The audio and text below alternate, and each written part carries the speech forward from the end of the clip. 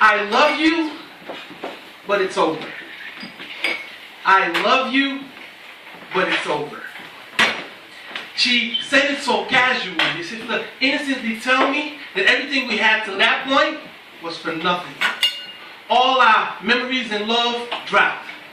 And I swear to you, for that 1 second, time stopped. And I stood there, looking at her with eyes that didn't believe, because I knew she was hiding words she didn't want to tell me. I was trying to read between the lines, but there were no words to be read. And I was looking at it so hard, but it seemed as if that space in between those sentences was nothing more than dead. But I had to be certain. So I walked up to the edge of "but it's over" and looked down.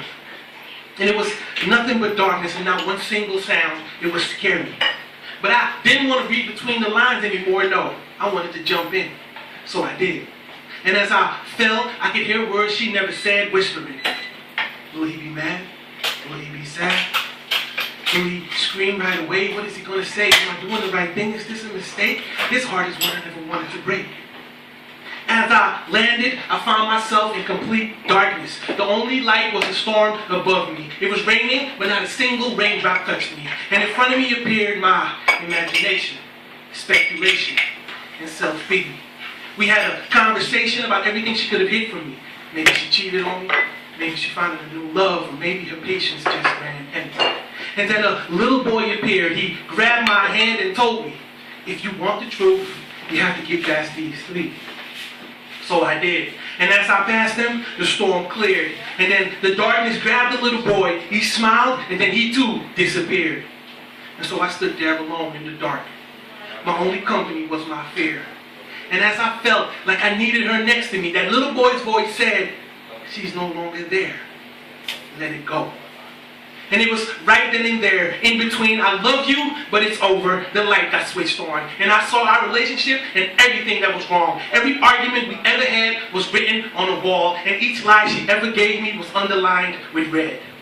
And the further we got into the relationship, red was under everything she said. Until I finally saw, "I love you, but it's over." And there stood that little boy with a red crayon starting to draw that line. And he had a blindfold on. He lifted one side so he could see with one eye. And then he smiled and disappeared again. But not before he said, "Finally." And then I ran to the wall. I started climbing my way back up. With each inch that I passed, I felt myself getting less of a... So finally, I came to "I love you," and I climbed my way out. I looked at my body, and that's what broke the time out. And once again, the clock started to tick, and I found myself looking at it with eyes that didn't want to see it as I said, "It's okay, I get it. Don't call me, and I won't call you. You have a good life, and I hope you find someone that can make you happy." I stood up and walked away. I had nothing more to say. I never looked back at that part of misery, and then bam, all of a sudden time stopped. Only this time it wasn't me. Now, love is nothing more than a word. It's blind until the moment that it breaks.